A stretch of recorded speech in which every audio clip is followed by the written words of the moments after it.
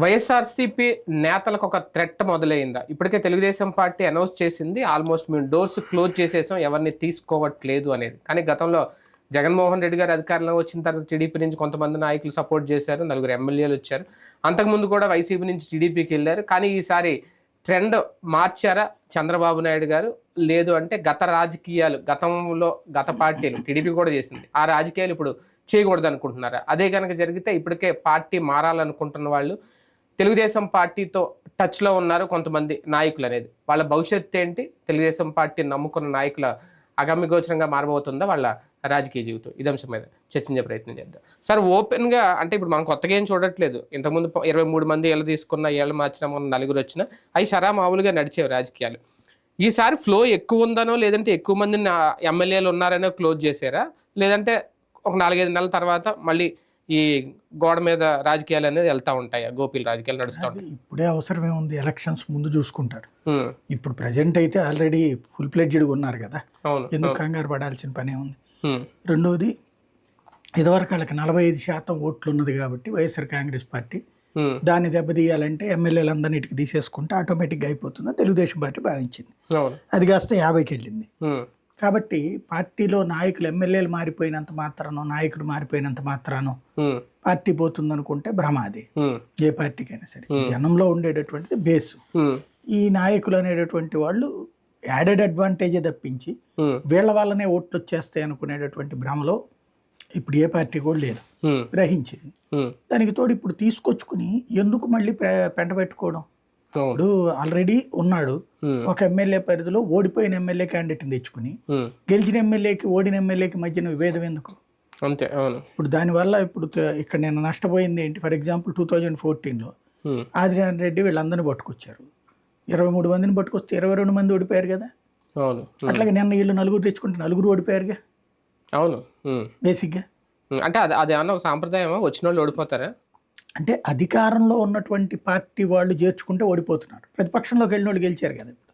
అవును, వైసీపీ నుంచి వెళ్ళిన వాళ్ళు అందరూ గెలిచేశారు ఆల్మోస్ట్. కాబట్టి అక్కడ తేడా ఉంది. ఇప్పుడు కిందటిసారి కూడా కాంగ్రెస్ నుంచి వైసీపీలోకి వెళ్ళిన వాళ్ళు గెలిచారు, కాంగ్రెస్ నుంచి టీడీపీలోకి వెళ్ళిన వాళ్ళు గెలిచారు. అదే సందర్భంలో అధికారంలో ఉన్నటువంటి పార్టీ నుంచి వెళ్తున్నటువంటి సందర్భంలో తేడా ఉంది. అక్కడ తేడా కనబడుతుంది. అంతకుముందు వైసీపీ నుంచి ప్రతిపక్షంలో ఉన్నటువంటి వాళ్ళని అధికార పక్షం తీసుకున్న తర్వాత వాళ్ళు నష్టపోయారు. అదే సందర్భంలో ఈ దఫా 4 తీసుకుంది, ఓడిపోయారు. అదే అధికార పక్షం నుంచి విపక్షానికి వెళ్ళిన వాళ్ళు ఒక రఘురామకృష్ణరాజు అయినా, ఇటు కోటన్ రెడ్డి అయినా, ఆనం అయినా, వీళ్ళు గెలిచారు కదా. అందరూ గెలిచారు, దాదాపు మంత్రులు కూడా అందరూ గెలిచారు. కాబట్టి అది ప్రతిపక్షం నుంచి అధికార పక్షానికి వెళ్తే ఓడుతున్నారు, అధికారం నుంచి ప్రతిపక్షానికి వస్తే గెలుస్తున్నారు. కాబట్టి ఇప్పుడు అవసరం లేదు, ఎలక్షన్స్ ముందు చూసుకుంటారు అవసరమా కాదా, అప్పుడు ఉన్నటువంటి ఈక్వేషన్స్, ఆ రోజున వచ్చేటటువంటి లెక్కలు దాన్ని బట్టి ఉంటది. కానీ ఇప్పుడు అనవసరం. పార్టీ ప్రతిపక్షంలోకి వస్తే నాయకులు మారడం అంటే ఆ నాయకులు క్రెడిబిలిటీ ప్రజల్లో తగ్గుద్దా? అట్లేం ఉండదు. అంటే మారే వాళ్ళు ఉండాలి కదా. నేను అనుకోవడం ఇప్పుడు తీసుకోవడానికి ఇప్పుడు వంశీకి కానీ, ఆయనకి కానీ, విశాఖ వాజ్పేయి కానీ వీళ్ళందరికీ క్రెడిబిలిటీ తగ్గిందా? అందుకే ఓడిపోయారా? వాళ్ళు వచ్చినటువంటి పర్పస్ ఒకటి, అధికారంలో ఉన్నటువంటి పార్టీతో ఉంటే పనులు జరుగుతాయి అన్నటువంటి, అందుకోసమే వచ్చారు. ఇంతకుముందు 23 మంది వెళ్ళినా అదే ఉద్దేశం. ఎందుకంటే వాళ్ళ అసెంబ్లీ నియోజకవర్గ పరిధిలో ప్రజలు ఏదో ఒక పనులు అడుగుతూ ఉంటుంటారు. ప్రతిపక్షంలో ఉన్నప్పుడు పోరాడతం తప్పించి సాధించి పెట్టేది ఏమి ఉండదు. ఇప్పుడు ఒక ఫార్ములా ఎట్లా తయారైపోయిందంటే 2014 రాష్ట్రం విడిపోయినప్పటి నుంచి కూడా ఒక ప్రతీకార కాన్సెప్ట్ ఆఫ్ పాలిటిక్స్ నడుస్తున్నాయి. అంటే ఎవరు అధికారంలో ఉంటే వాళ్ళ తరపున ఓడిపోయిన వాళ్ళైనా సరే వాళ్ళే ఇన్ఛార్జ్. ఫర్ ఎగ్జాంపుల్ ఇప్పుడు గద్దె రామ్మోహన్ గెలుచున్నారు విజయవాడ ఈస్ట్, కానీ అక్కడ ఈ యాక్టివిటీస్ అంతా కూడా దేవినేని అవినాషే చూశాడు. అంటే పేరుకి ఆయన ఎమ్మెల్యే, పని అంతా కూడా దేవినేని అవినాషే చూసుకుని, అక్కడ ఏం వేయాలన్నా, రోడ్డు వేయాలన్నా, కాలువ కట్టాలన్నా ఇవన్నీ కూడా దేవినేని అవినాష్ చెప్పినట్టే నడిచినాయి. మరి అలాగని దేవినేని అవినాష్ గెలిపించారా జనం? కాబట్టి ప్రాక్టికల్గా ఇది ఒక సంప్రదాయం అయిపోయింది. ఎవరైతే ఓడిపోయినటువంటి నాయకుడు, అంటే అధికారంలో ఉన్న పార్టీ వాళ్ళు ఒక నియోజకవర్గంలో ఓడినా వాళ్ళే ఎమ్మెల్యేలు పరోక్షంగా. ఆ సంప్రదాయాన్ని ప్రజలు అంగీకరిస్తున్నారు, లేదా ప్రజలు దాని మీద సీరియస్గా తీర్పు చెప్పట్లేదు. అంటే పర్టికులర్గా ఒక స్టేట్ వైడ్ కాన్సెప్ట్ తో చూస్తున్నారు తప్పించి ఓ లోకల్ వైడ్ కాన్సెప్ట్ చూడట్లేదు. వీళ్ళు ఏం చూస్తున్నారు, అక్కడ పనులు చేయకపోతే మనల్ని పట్టించుకోరు రేపు పొద్దున అన్నటువంటి ఉద్దేశంతో ప్రత్యేకించి ఇటుకు వచ్చేయడం అన్నటువంటిది నేర్చుకుంటున్నారు. ప్రతిపక్షంలో ఉన్న ఎమ్మెల్యేలు అంటే వాళ్ళ పార్టీ అధికారంలోకి రాలేకపోయినా వాళ్ళ ఎమ్మెల్యేలకు గెలిచినా మీరు అన్నట్టు వాళ్ళ వ్యాపారాల కోసం వాళ్ళ స్వప్రయోజనం కోసం పార్టీ మారుతారు. ప్రతిపక్షంలోకి వచ్చి ఓడిపోయిన ఎమ్మెల్యేల సంగతి మాజీలైన వాళ్ళకి థ్రెట్ ఉంటుందా, ఇన్సెక్యూర్డ్ ఫీలింగ్ వల్లే వాళ్ళు మారాలనుకుంటున్నారు. ఇప్పుడు వైసీపీలో ఆదాల ప్రభాకర్ రెడ్డి వాళ్ళ కీలక ఇన్ఛార్జ్ అంట, ఆయన పేరు ఏదో ఉంది, వైవి రామిరెడ్డి, ఇలాంటి వాళ్ళు కొంతమంది, లేదంటే భరత్ రాజమండ్రి మాజీ ఎంపీ భరత్ వాళ్ళ ముఖ్య అనుచరులు కొంతమంది ఇప్పుడు టీడీపీతో టచ్లో ఉన్నారు, ఆల్రెడీ మారడానికి సిద్ధంగా ఉన్నారు. అంటే వాళ్ళ మీద దాడులు జరుగుతాయనో, లేదంటే వీళ్ళ మొన్నటి వరకు ప్రభుత్వంలో వాళ్ళు వీళ్ళు కూడా ఇళ్ళ మీద వ్యాపారాల మీద దాడులు చేశారు గట్రా, ఐటీ దాడులు ఇలాంటి, దానివల్ల ఇన్సెక్యూర్డ్ ఫీల్ అవుతారు, అందుకు మారిపోతారు వీళ్ళందరూ. ఆ లెక్కనైతే అసలు ఆంధ్రప్రదేశ్లో తెలుగుదేశం వాళ్ళు ఎవరు వ్యాపారం చేయకూడదు, ఉద్యోగం చేయకూడదు, అందరూ చక్కగానే చేసుకున్నారు కదా. ఇంకా వైసీపీ గవర్నమెంట్ తిట్టింది తిట్టకుండా ఎవరు తిట్టారు, లీగల్ గా సపోర్ట్ అన్ని కూడా వచ్చినాయి, కానీ ఎక్కడ బ్రతకలేదు వాళ్ళు. ఎక్కడో నాయకులకి దెబ్బ తగిలింది తప్పించి అచ్చెన్నాయుడు వైసీపీ అధికారంలో జగన్ ఎవరిని టార్గెట్ చేయలేదా టీడీపీ నాయకుల్ని? అదే చెప్పేది, అచ్చెన్నాయుడు లేకపోతే అయ్యన్న పాత్రుడు ఇట్లాంటిది మెయిన్ ప్రముఖుల మీద అయ్యని తప్పించి మిగతా వాళ్ళ జోలికి, మామూలు కార్యకర్తల జోలికి వైసీపీ నాయకులు వెళ్ళి పడింది ఏం లేదు కదా. ప్రాక్టికల్ గా చెప్పాలంటే ఇప్పుడు జరిగిన ఘర్షణల తరహా వాతావరణం జరిగింది అప్పుడు. ఏది ఆస్తుల అంటే ఇప్పుడు ఘర్షణలు అంటే ఎన్నికల తర్వాత జరిగినాయి, అధికారంలో ఉన్నప్పుడు జరిగినాయి, అధికారికంగా దాడులు చేయలేదా జరిగినాయి అంటున్నా. అట్లాగే లేకపోతే వీళ్ళు కాబట్టి అని చెప్పి మీరు ఇక్కడ వ్యాపారం చేయకూడదు, మీరు వెళ్ళిపోండి, ఇది ఎవరన్నా చెప్పారా? చెబితే అసలు ఊరుకునే వాళ్ళమా? దానికి అంతర్జాతీయంగా కవరేజ్ వచ్చేది మనకి, జాతీయ స్థాయి. అది వీళ్ళకున్న చట్టపరమైన దాడులు అనేది కామన్ గా జరుగుతాయి కదా. నేను అనేది ఇప్పుడు గల్లా జయదేవ్ ఉన్నాడు, ఆయనకి ఎప్పటి నుంచో ఇష్యూస్ ఏం లేదు. వైసీపీ వచ్చిన తర్వాత ఏదో లిటిగెంట్ ఉంది, ఇచ్చిన స్థలం వాడుకోలేదు, అమరాన్ బ్యాట్ సమేత దాన్ని వెనక్కి తీసుకోవడం, ఇలా కొన్ని అది లీగలే అని అయినా చేస్తారు కదా, అదొక రకంగా టార్గెటే కదా. నేను చెప్తున్నది అదేనండి, మీకు మెయిన్ వాళ్ళ మీదకి వెళ్ళాడు జగన్. అదే అవును. ఈ కింద వాళ్ళు ఇప్పుడు మీరు చెప్పినటువంటి వీళ్ళు ఏంటంటే పవర్ ని బేస్ చేసుకుని పనులు చక్కబెట్టుకోవాలనుకునేవాళ్ళు, పవర్లోకి ఉన్నటువంటి వాళ్ళతో ట్రావెల్ అవుతూ చక్కబెట్టుకోవాలనుకునేవాడు. వీళ్ళు అక్కడ ఉన్నటువంటి ఎమ్మెల్యే క్యాండిడేట్ మీద ఆధారపడి ఉంటుంది. ఇప్పుడు కొత్తగా గెలిచిన ఎమ్మెల్యే క్యాండిడేట్ రానియండి పర్లేదు అనుకుంటే, అంటే వీళ్ళు ఏంటంటే ఒక రకంగా ఒక బ్రోకరేజ్ యాక్టివిటీస్ చేస్తుంటారు. అవును, అంటే డబ్బులు కలెక్షన్ చేసి పెట్టడం, బెదిరింపులు చేసి వసూలు, అది ఒక రకంగా ఆ పనులు చేసి పెట్టడంలో సిద్ధహస్తులు. ఇది ఒక రకంగా చెప్పాలంటే లంసం ప్యాకేజ్ అనమాట. వీళ్ళు వస్తే ఇంత డబ్బులు తెచ్చి పెట్టగలుగుతారు అనేటటువంటి బ్యాచ్, వాళ్ళని ఎంకరేజ్ చేయొచ్చు. అయితే ఆల్రెడీ ఎమ్మెల్యే దగ్గర అట్లాంటి బ్యాచ్ ఉన్నారనుకోండి, వాళ్ళు అలౌ చేయరు.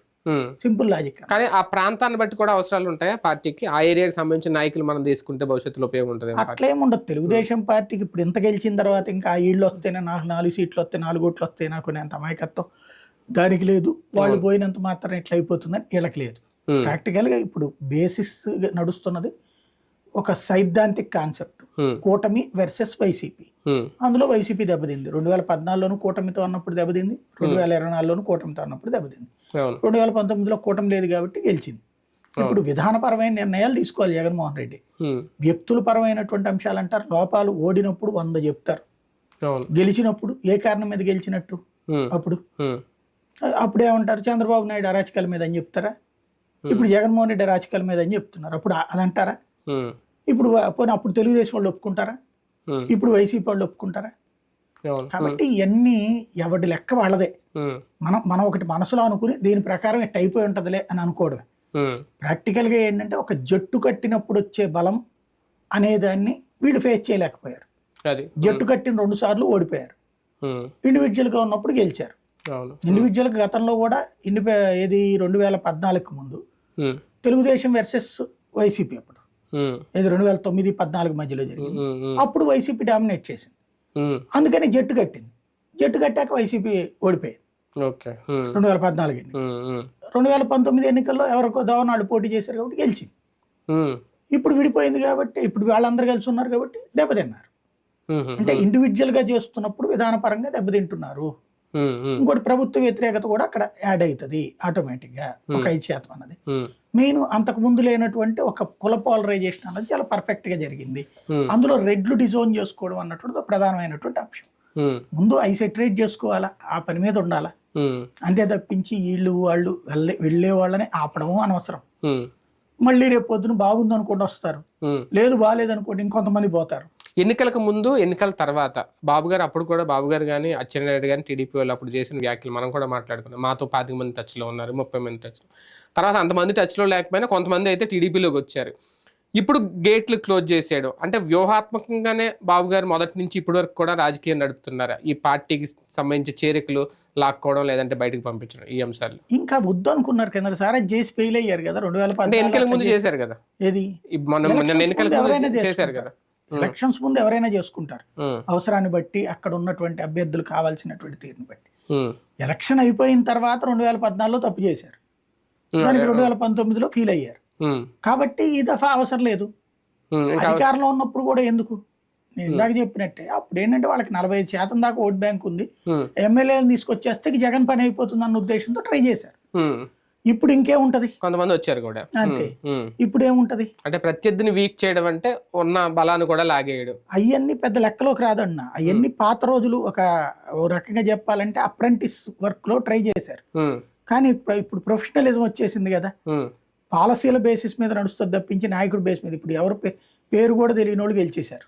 అవును, అంటే ఏంటి టెంపో. మనకి తమిళనాడు పాలిటిక్స్, తమిళనాడు మారింది ఇప్పుడు, తమిళనాడు పాలిటిక్స్ ఆంధ్రాకి వచ్చేసింది.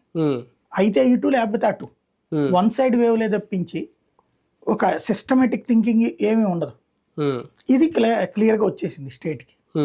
వాస్తవానికి మొన్నే 151 ఎక్కువ నెంబరు, ఇంకా అవసరం లేదు జగన్కి, ఎక్కువ సీట్లు వచ్చేసినాయి అనుకున్నాం.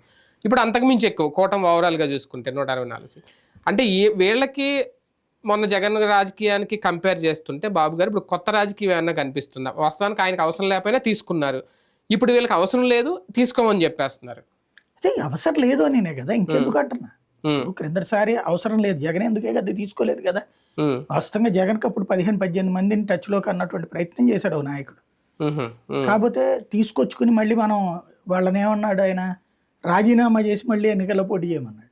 చేయలేదు. వీళ్ళకి అందుకే కదా కనవా కప్పించుకోలేదు కదా, అంతే. ఇక అది కూడా తప్పే నన్ను అడిగితే, ఆ మద్దతుదారులుగా కూర్చోబెట్టుకోవడం. కానీ ఆ తప్పు చేశాడు, ఆ తప్పుకి ప్రతిఫలం అనుభవిస్తున్నాడు ఆయన. బేసిక్ గా చేర్చుకుని ఆనాడు చంద్రబాబు తప్పు చేస్తే మద్దతుగా అంటూ చేర్చుకుని ఈయన తప్పు చేశాడు. ఈ 5గురు చివరికి రాపాకతో సహా అందరూ ఓడిపోయినట్టే కదా. అంతే కదా, 4 ఒక గిరికి టికెట్ ఇవ్వలేదు, మిగతా 4 ఓడిపోయారు క్లియర్ గా. ఇక అది అనుభవం అక్కడ చూసినప్పుడు ఏముంది, ఎంపీ టికెట్ ఇచ్చారు అంతే. కానీ వైసీపీలో ఇప్పుడు కొనసాగే నేతలందరూ ఇన్సెక్యూర్డ్ గా ఉండాల్సిందేనా? ఒకవేళ పార్టీ మారకపోతే, వాళ్ళు చేర్చుకోకపోతే ఏ టైంలో మా మీద దాడులు జరుగుతాయి, ఏ టైంలో రైడ్స్ చేస్తారు, ఈ భయంతో కొనసాగాల? ఒక నాయకుడికి అంత భయపడేవాడు రాజకీయం చేయడు, రాజకీయం చేసేటటువంటి వాడికి భయం ఉండకూడదు. ఉంది అంటే దండగా బేసిక్ గా. ఇప్పుడు అలాగనే తెలుగుదేశం వాళ్ళు భయపడతా కూర్చున్నారా? లేదు కదా. ఇంకొంచెం అగ్రెసివ్ గానే వెళ్ళారు. ఎక్కువ గొడవలు జరిగాయి అనుకోండి, ఎక్కువ సింపతి వస్తుంది. ఏముంది అందులో, తంతంటే జనాలు పర్లేదులే తన్నిచ్చుకో, పొడుతుంటే పొడిపించుకో, ధ్వంసం చేస్తుంటే చేయించుకో, అవతల వాళ్ళకి అధికారం ఉంది అని ఎన్ని రోజులు అంటారు, మొదట్లో అంటారు. ఇప్పుడు వాళ్ళు గెలిచిన ఉత్సాహంలో ఉన్నప్పుడు పర్లేదులే అంటారు. అది తర్వాత 4 రోజులు పోయాక ఏంటిది అనే మాట వస్తుంది. అది రాకుండా చూసుకోవాల్సి ఉంటుంది. జరిగేది ఏముంటుంది, బేసిక్గా గవర్నమెంట్ తన పని తను చెయ్యాలి. తన్నుకోవడం కోసం కాదు కదా 5 ఏళ్ళ ఎలక్షన్కి అధికారం ఇచ్చేది, అవతల వాళ్ళని తనడానికో చంపేయడానికో కాదు కదా ఇచ్చేది. అట్లా తనడం చంపేసుకుంటే కనుక మనం తర్వాత ఆఫ్రికా ఖండంలో లాగా తయారవుతాం. బీహార్లో కూడా లేనటువంటి మన దగ్గర ఎందుకు రావాలి అది, ఆ కల్చర్. ఇప్పుడు ప్రతీకారాలు తీర్చుకోవడానికి కాదు కదా ఓట్లు. టార్గెట్ రాజకీయాలు చేయకుండా ఉండట్లేదు. రాజకీయం అనేటువంటిది డిఫరెంట్. పర్టికులర్ గా సో పార్టీ ఇప్పుడు జగన్ కి సంబంధించినటువంటి దాంట్లో టార్గెట్ ఇప్పుడు ఉంటది. పెద్దోళ్ళని చేసుకోమనండి, వాళ్ళు కూడా తీరుస్తారు కదా. చట్టబద్ధంగానే చేసుకోవాల్సిందే. కొట్టడాలు గిట్టడాలకు వచ్చింది అనుకోండి, మొదట్లో బాగానే ఉంటది, తర్వాత ఘర్షణ వాతావరణం ఎక్కడికి వెళ్తుంది.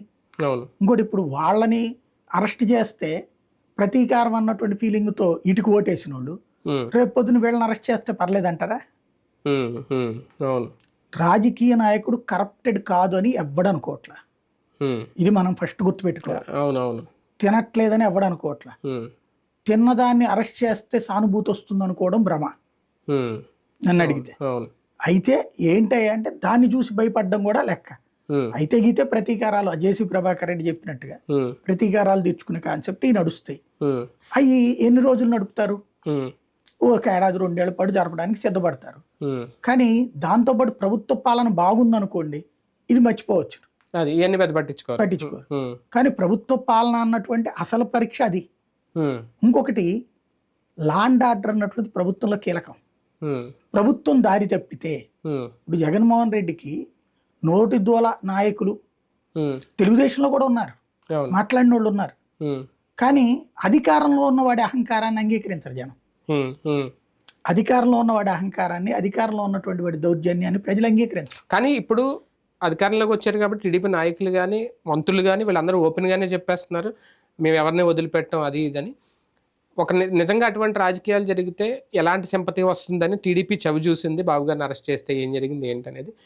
ఈ నాయకుల్ని కంట్రోల్ చేయట్లేదు, చంద్రబాబు గారు సైలెంట్గానే ఉంటున్నారు. మేము కూడా అదే రాజకీయం చేస్తామనే సంకేతమా, లేదంటే అంత ఎక్స్పీరియన్స్ ఉన్న బాబు గారు మౌనంగా ఉండడానికి కారణం ఏంటి? చూడాలి, అది మరి ఆయన ఉద్దేశం ఏంటో అర్థం కావట్లేదు. పవన్ కళ్యాణ్ సైలెంట్ గానే ఉన్నారు. మరి అంటే మంత్రులే స్టేట్మెంట్లు ఇస్తున్నారు. అదే అక్కడ మాట సమస్య. కూటమి ఉద్దేశమే ఇది అనుకోండి, పబ్లిక్ దానికోసమే ఎన్నుకున్నారు అని వాళ్ళు అనుకుంటే గనక ప్రజలు తేలుస్తారు దాన్ని ప్రాక్టికల్ గా. అయితే అలాంటి భాష మాట్లాడారనినే ఓ ప్రభుత్వాన్ని దించారు. అదే భాష మేము మాట్లాడతాం, అదే అంటే ప్రజలు హర్షిస్తారు అనుకుంటే అప్పుడు వాళ్ళని కూడా హర్షించి ఉండాలిగా. అదే కదా, ఇప్పుడు వాళ్ళని హర్షించలేదు కదా. లేదు, వాళ్ళ మీద ప్రతీకారం తీర్చుకుంటాం దాన్ని. అప్పుడు రేపొద్దున మళ్ళీ వాళ్ళు, మనమేం శాశ్వతంగా ఉండం కదా. 100 ఏళ్ళు ఏమైనా ప్రజలు ఎవరైనా ఇస్తారు పరిపాలన భారతదేశం? అప్పుడు రేపొద్దున అవతల వాళ్ళు వచ్చినప్పుడు మళ్ళీ వాళ్ళు ప్రతీకారం తీర్చుకోవడానికి ఒప్పుకుంటావా నువ్వు? ఒక దెబ్బ ఇదేంటంటే, కత్తితో ప్రారంభమైనడు కత్తితోనే పోతాడు, కర్రతో ప్రారంభమైనడు కర్రతోనే పోతాడు. అది సింపుల్ లాజిక్ ఇక్కడ. నువ్వు ప్రతీకారం తీర్చుకోవాలనుకున్నావు అనుకో, వాళ్ళు ప్రతీకారమే తీర్చుకుంటారు కదా రేపు పొద్దున. ఇవాళ నువ్వు వాడి ఆస్తి ధ్వంసం చేస్తే రేపు పొద్దున నీ ఆస్తి ధ్వంసం చేయడం అంతే కదా. అప్పుడు నువ్వు కూడా రెడీ అవ్వు ఇక ఆస్తుల ధ్వంసానికి. అప్పుడు దానికి సిద్ధమైతే నో ప్రాబ్లం. అది ఎప్పుడు అంటే చట్టబద్ధంగా శిక్షించు. నీ ఆస్తిని ధ్వంసం చేశాడు, నీ వ్యాపారం ధ్వంసం చేశాడు, చట్టబద్ధంగా కేసు పెట్టు, కోర్టులో ఫేస్ చేయి. అలా కాకుండా ఫిజికల్ అటాక్ చేస్తాం, ధ్వంసం చేస్తామంటే అప్పుడు రేపు పొద్దున మళ్ళీ ఇవాళ ఉంది. ఇప్పుడు నిన్న జరిగినటువంటి సంఘటన నాకు భయం ఏంటంటే, రాబోయే 10-15 ఏళ్ళు ఎట్టుంటుందో రాష్ట్రం తెలియట్లా. ఎందుకంటే రేపు పొద్దున ఎవడ అధికారంలోకి వచ్చినా 10-15 రోజుల పాటు విశృంఖలంగా జరిగిపోతే, ఇంకోటి ఇవాళ శిలాఫలకానికి రేపు సెక్యూరిటీ ఉంది అంతే కదా. రేపు వాళ్ళు వచ్చి ధ్వంసాలు చేస్తారు. ఇప్పుడు వీళ్ళు ధ్వంసం చేసి వచ్చారు వాళ్ళ శిలాఫలకాలు. గతంలో అయితే అట్లా శిలాఫలకాలు ధ్వంసం ఎప్పుడైనా జరిగిందా? విగ్రహాల ధ్వంసం ఎప్పుడైనా జరిగిందా? రేపు పొద్దున మళ్ళీ జరిగితే ఏమవుతుంది? అప్పుడు ఇంకా దానికి ప్రజాస్వామ్యం ఎందుకు? మనం ఒక థ్రెట్ అయితే క్రియేట్ చేస్తున్నారు వైసీపీ నాయకులకి. రైట్, చూద్దాం ఇది నిజంగా జంపింగ్ల సమయమా? టీడీపీ అయితే ఓపెన్గా చెప్పేసింది, డోర్స్ క్లోజ్ చేసేసాం, ఎవరిని తీసుకోము అనేది. కానీ ప్రయత్నాలు చేస్తున్నారా నిజంగా వైసీపీ నుంచి టీడీపీలో చేరడానికి? తీసుకుంటారా, లేదంటే అప్పుడే జగన్ గారు చేసిన రాజకీయం వేరు, ఇప్పుడు బాబు గారు చేసిన రాజకీయం వేరు అని అనుకోవాలా? చూద్దాం భవిష్యత్తులో ఏం జరుగుతుంది.